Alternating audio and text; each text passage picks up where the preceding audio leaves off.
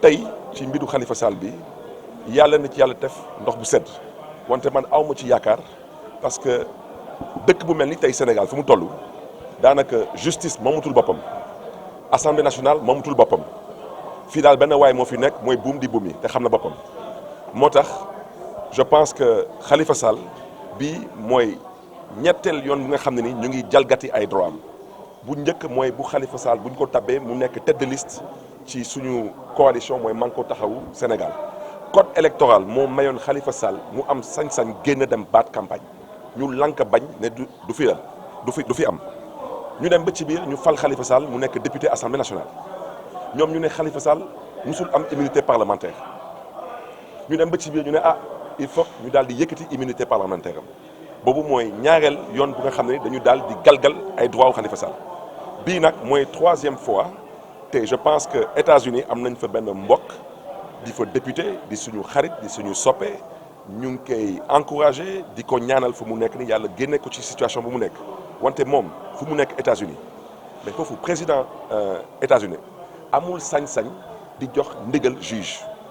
te juge bi day juger sur la base de ay textes ay lois mais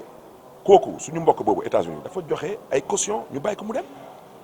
nekku rek da ngay toog ci dëkk bi doo mën a tukki da ngay toog ci benn kër mais loolu mooy démocratie wante nga nekk maire Ndakaaru ça veut dire que amul kenn ku nga xam ne ni bi Ndakaaru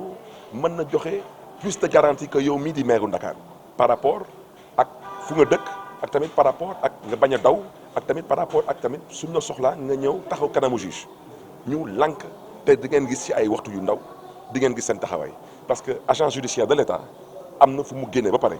agence judiciaire de l'État moomul boppam procureur de la République wane na boppam moomul boppam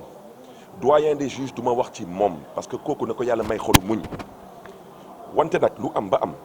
mooy tey na sénégalais yi jàpp ni que du Khalifa Sall bu ñu bëgg a téye pour bañ a bokk ci élection yi mooy compté du Karim Wade bu ñu bundu xatal ba génne ko ci dëkk bi pour bañ a bokk ci élection du loolu mooy wax ji mooy Macky Sall dafa am lu mu njëkkoon def ci élection législative mu jàll mooy tànn yan sénégalais ñooy wote ak yan sénégalais ñoo dul wote te yéen ñëpp mën ngeen ci seede